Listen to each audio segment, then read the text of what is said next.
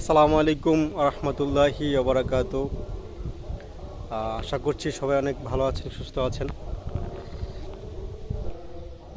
আজকে যে বিষয়টা নিয়ে কথা বলবো সেটা অলরেডি আপনারা বুঝতেই পেরেছেন কী বিষয় নিয়ে কথা বলবো।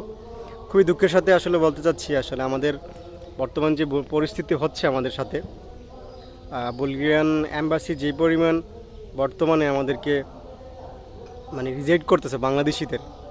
শুধু বাংলাদেশিদের রিজেক্ট হচ্ছে, অন্য কোনো কান্ট্রির তেমন কোনো রিজেকশন দেখতেছি না। নেপালি, ইন্ডিয়ান তারা 100% ভিসা নিয়ে যাচ্ছে। কিন্তু কথা হচ্ছে এই পরিস্থিতিটা কেন হলো, এটার জন্য কারা দায়ী, সেটা তো আসলেই জানা দরকার। এই পরিস্থিতির জন্য আমরা নিজেরাই অবশ্যই দায়ী। আমরা যারা বাংলাদেশি ইতিমধ্যে ভিসা পেয়েছি, যারা অলরেডি ভিসা পেয়ে অলরেডি বুলগেরিয়াতে চলে গেছে, অবস্থান করছেন, তাদের মধ্যে ম্যাক্সিমাম বুলগেরিয়ানই, ম্যাক্সিমাম বাংলাদেশি এখান থেকে অন্য অন্য দেশে পালিয়ে চলে গেছে গেমার্সে। যার জন্য কোম্পানিগুলো বিভিন্ন সময়ে অ্যাম্বাসিতে বিভিন্ন সময় তারা কমপ্লেন করছে বাংলাদেশিদের সম্পর্কে, যে তারা এদেশে থাকছে না। আপনারা জানেন এই রোমানিয়ার সেক্টরটা বাংলাদেশের জন্য কত ভালো একটা দিক ছিল, ইজিলি ইউরোপে ঢুকা যেত রোমানিয়া হয়ে। কিন্তু এখন সেই সুযোগটা কিন্তু নাই। রোমানিয়া কিন্তু টোটালি অফ করে দিয়েছে বাঙালিদের। 99% রিজেকশন থাকে রোমানিয়ায়, খুব কমই ভিসা হচ্ছে। সেম প্রসেসে হচ্ছে বুলগেরিয়া। কেন হচ্ছে? আমাদের নিজস্ব কারণে হচ্ছে। হ্যাঁ, পারিপার্শ্বিক আরও বিভিন্ন কারণ আছে। আপনারা জানেন দেশের অবস্থা তেমন ভালো না। আমাদের দেশের পারিপার্শ্বিক কারণে আসলে অনেক প্রবলেম হচ্ছে। বিভিন্ন দেশে আমাদের অনেক অনেক বাজেভাবে আমাদেরকে ট্রিট করতেছে বাংলাদেশিদের। দেশের বর্তমান যে পরিস্থিতি, সেটার কারণেও অনেক বাজে অবস্থা ফেস করতে হইতেছে বাঙালিদের। তো মূল কথা হচ্ছে, আপনারা ভিসা যারাই অলরেডি পেয়েছেন, বুলগেরিয়ান ভিসা বা অন্যান্য ইউরোপিয়ান যারাই ভিসা পাচ্ছে, তারা আসলে তাদের গন্তব্যস্থানে থাকছে না। তাদের নিজস্ব করে যাওয়ার সাথে সাথে বিভিন্ন দিকে চলে যাচ্ছে। তো এই যে পরিস্থিতিগুলো এখন দাঁড়াইছে, এগুলো আসলে আমাদের নিজেদের কারণে। কেন এত রিজেকশন কেন করবে? এত রিজেকশন তো করার কথা ছিল না, করেও নাই। আপনারা যদি দেখেন, জুনের 10 তারিখের আগের যদি ভিসার রেশিও দেখেন, তাহলে দেখবেন 100% রেশিও ছিল। 100% কোনো ভিসাই রিজেকশন ছিল না। জুনের 10 তারিখের পর থেকে এবং 10 তারিখ এবং 20 তারিখের পর থেকে যারা যারা জমা দিয়েছে, যত বাঙালি ছিল, সকল বাঙালিদের ভিসা রিজেক্ট। হ্যাঁ, আমি চোখের সামনেই দেখেছি। আপনার 20 তারিখ, 24 তারিখ, 26 তারিখ, 27 তারিখ যারা যারা জমা দিয়েছে, 5জন 6জন করে যারা সবাই ম্যাক্সিমামই, এর মধ্যে শুধু 2-1টা ভিসা হয়েছে সম্ভবত, আর সবগুলো রিজেকশন। চোখের সামনে 25 জন লোকের ভিসা রিজেকশন হতে দেখছি আমি।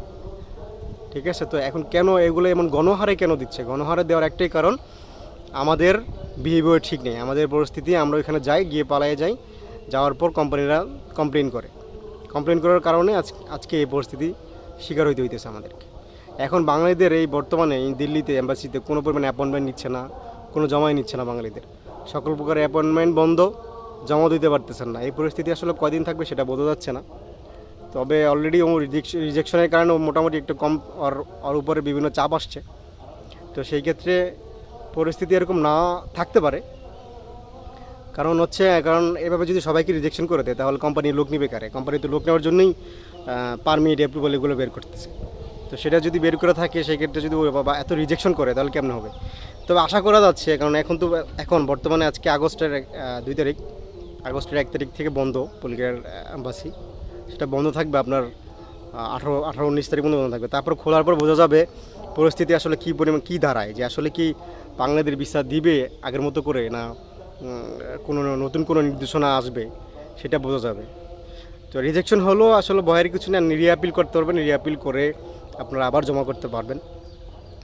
তো এইগুলো সর্বদিক থেকে যদি চিন্তা করেন, তাহলে এই হচ্ছে অবস্থা বাংলাদেশিদের। এখন খুবই খারাপ অবস্থা এই সময়টা। যারাই বর্তমানে চিন্তা করতেছেন, যাদের অ্যাপ্রুভাল আসছে, যারা ইন্ডিয়ার ভিসা হয়েছে, ইন্ডিয়াতে আসবেন, তাদেরকে একটু অনুরোধ করবো, তারা এক দেড় মাস পরে জমা দেওয়ার চেষ্টা করেন। যদিও এখন আসেন, এখন তো জমা দিতে পারবেনই না, কারণ এখন তো ওরা নিচ্ছেই না। এখন বন্ধ, যেহেতু বন্ধ হওয়ার পরে বুঝতে হবে যে আসলে কি নিবে কিনা। হ্যাঁ, সেই ক্ষেত্রে বুঝে শুনে ভালো করে চিন্তা ভাবনা করে তারপর আসেন। ঠিক আছে, হুটহাট করে চলে ইন্ডিয়াতে চলে আসার দরকার নেই। আসলে এখন অনেক খরচ ভাই, মানসিকভাবে অশান্তি। সেক্ষেত্রে বাংলাদেশ থেকে ভালো করে বুঝে শুনে সকল কিছু দেখে তারপরে আসেন। ডকুমেন্টস ক্লিয়ার করে আসেন এবং পরিস্থিতি বুঝে আসেন, না হলে কিন্তু পরে ধোঁকা খেতে হবে ভাই। অবস্থা অলরেডি খারাপ হয়ে গেছে। তবে আশা করছি যে এটা থাকবে না, হয়তো ভালো কিছু আসবে। রিজেকশন বিভিন্নভাবেই হচ্ছে, বিভিন্ন বিভিন্ন ক্যাটাগরি হইতেছে। তো সেক্ষেত্রে আমি মনে করি আপনারা ধৈর্য ধরে তারপরে আসেন, কথাবার্তা বলে পরিস্থিতি বুঝে তারপরে ইন্ডিয়াতে ঢুকেন। আশা করছি সবার মনের আশা পূর্ণ হবে। যারা ইউরোপের চিন্তা করতেছেন তাদের জন্য সবার জন্য দোয়া থাকবে। সবার মনের আশা পূর্ণ হোক, সেজন্য দোয়া করি সবার জন্য। যদি ভালো লাগে থাকে চ্যানেলটির সাথে থাকবেন। বুলগেরিয়ার বিষয়ে বিস্তারিত আলোচনা করবে এই চ্যানেলে ইনশাল্লাহ। আপনারা সবাই পাশে থাকবেন সে আশা করছি। সবাইকে অনেক ধন্যবাদ।